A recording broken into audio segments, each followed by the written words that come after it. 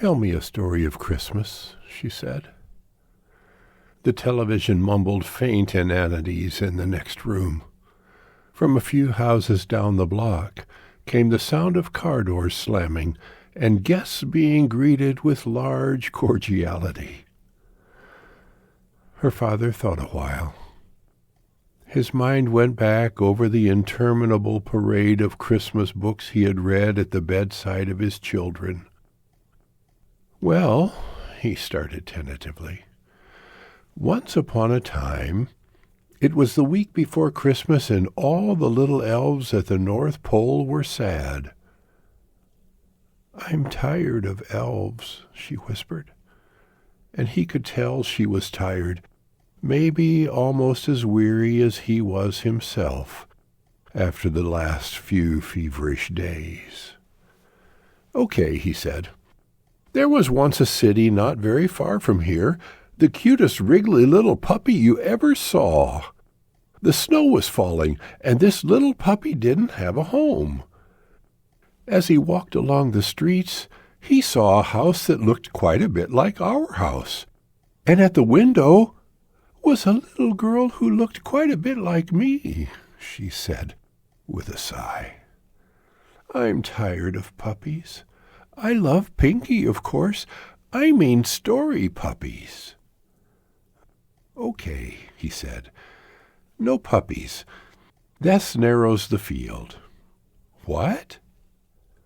"Nothing. I'll think of something." "Oh, sure.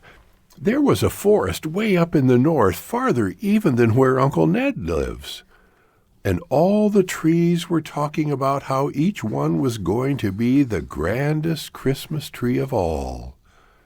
One said, 'I'm going to be a Christmas tree too.'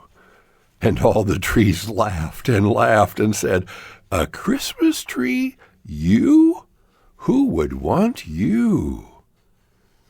'No trees, Daddy,' she said. 'We have a tree at school and at Sunday school and at the supermarket and downstairs, and a little one in my room. I am very tired of trees.' 'You are very spoiled,' he said. 'She replied. 'Tell me a Christmas story.' Let's see. All the reindeer up at the North Pole were looking forward to pulling Santa's sleigh, all but one, and he felt sad because— He began with a jolly ring in his voice, but quickly realized that this wasn't going to work either. His daughter didn't say anything. She just looked at him reproachfully. "Tired of reindeer too?" he asked. "Frankly, so am I. How about Christmas on the farm when I was a little boy? Would you like to hear about how it was in the olden days when my grandfather would heat up bricks and put them in the sleigh and we'd all go for a ride?" "Yes, Daddy," she said obediently. "But not right now. Not tonight." He was silent, thinking. His repertoire, he was afraid, was exhausted. She was quiet, too. Maybe, he thought, I'm home free. Maybe she has gone to sleep. "Daddy," she murmured, "tell me a story of Christmas." Then it was as though he could read the words. So firmly were they in his memory. Still holding her hand, he leaned back.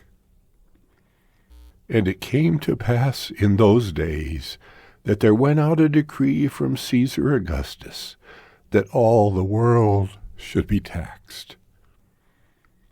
Her hand tightened a bit in his, and he told her a story of Christmas.